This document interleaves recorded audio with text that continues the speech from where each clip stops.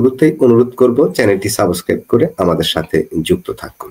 তরুণদার কাছে একটু যাই। তরুণদা, ভারতের পররাষ্ট্রমন্ত্রী জয়শঙ্কর আজ এনডিটিভিকে বলেছেন যে শেখ হাসিনা দেশে ফেরা তার ইচ্ছার উপর নির্ভর করে।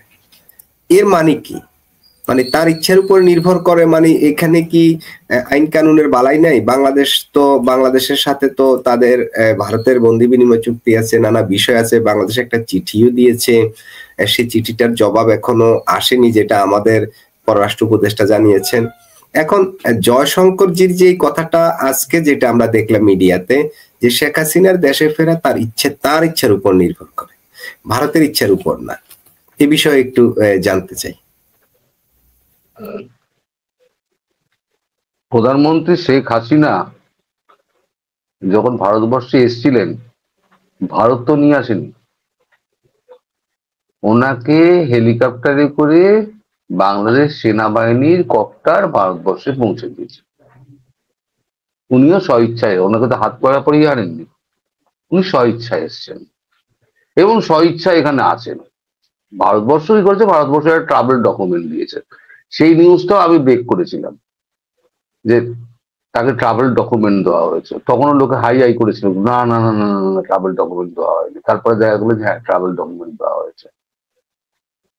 তার আগে যে এই যে সর্বদলীয় বৈঠক ডাকা হয়েছে শেখ হাসিনাকে নিয়ে, সেই খবরটাও আমি ব্রেক করেছিলাম যে তাকে রাখার ব্যাপারে সর্বদলীয় বৈঠক। যাই হোক, পরবর্তীকালে সবকটাই কিন্তু প্রতিষ্ঠিত হয়েছে। এটাও প্রতিষ্ঠিত হবে যে শেখ হাসিনার সঙ্গে পুতিনের কথাবার্তা হয়েছে, দেখা হয়েছে। আর আপনি যেটা বলছেন, ডক্টর জয়শঙ্কর যেটা বলেছেন, সে তার সূত্র ধরেই বলি, যেটা দিয়ে শুরু করেছিলাম, উনি নিজের ইচ্ছায় এসছেন, স্বইচ্ছায় উনি যাবেন। উনি যদি বলেন যে আমি আজকে চলে যাব, ভারত তো বাধা দেবে না। ভারত কি বলেছে? ভারত বলেছে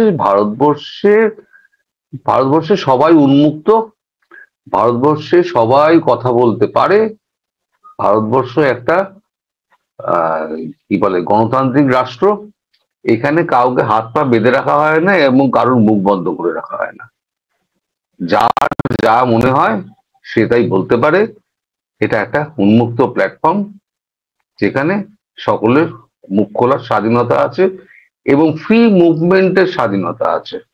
ফলে ডক্টর জয়শঙ্কর যেটা বুঝিয়ে দিয়েছেন যে তিনি তার নিজের ইচ্ছার মতো যা করার করছেন, তাকে কেউ বেঁধে ধরে করাতে চায় করছে না, মানে তিনি কোনো চাপের মুখে করছেন না। তার ইচ্ছার ভিত্তিতে তিনি ভারতবর্ষে আছেন। সেদিকে যদি মনে হবে ভারতবর্ষ থেকে উনি দেশে যাবেন, উনি চলে যাবেন। ভারতবর্ষের এখানে কিছু বলার নেই। সেটা ডক্টর জয়শঙ্কর কূটনৈতিক ব্যক্তি, উনি খুব পরিষ্কার ভাবে একদম বলে দিয়ে, হ্যাঁ কি বলছেন বলুন, কিছু বলতে। তখন তরুণদা যেটা বলছিলাম যে বাংলাদেশ তো একটা চিঠি দিয়েছে, যেটা অলরেডি দেওয়া হয়ে গেছে, ভারত কিন্তু জবাব দেয়নি। সেই চিঠিটার কি কোনো গুরুত্ব থাকবে না?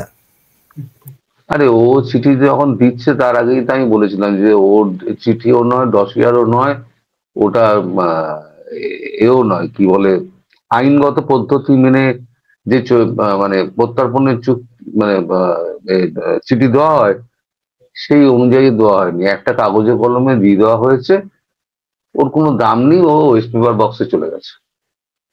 কোনোদিনই এর উত্তর বাংলাদেশ পাবে না। আর বাংলাদেশে কে কে চিঠি দিচ্ছে? একটা অবৈধ সরকার, যে সরকারটা কোনো মানে নির্বাচিত নয়, জোর করে দখলদার একটা সরকার, সেই সরকার প্রধানমন্ত্রীকে চেয়ে চিঠি পাঠাচ্ছে, তার কি কোনো ভ্যালু আছে? ভারতবর্ষের একটা বৃহৎ গণতান্ত্রিক রাষ্ট্র, সেই তার চিঠির উত্তর দেবে? কোনোদিনই উত্তর দেবে না। কারণ ভারতবর্ষ ওই নিচু লেভেলে নামবেই না, একটা লেভেলের নিচে ভারতবর্ষ নামে না। আমাদের ভারতবর্ষের প্রধানমন্ত্রী, যে আপনার রাষ্ট্রপ্রধান, যিনি অবৈধ রাষ্ট্রপ্রধান, যে এখন বলে যাচ্ছেন এই সমস্ত এত কথা, এখন একটুখানি চুপ করেছেন।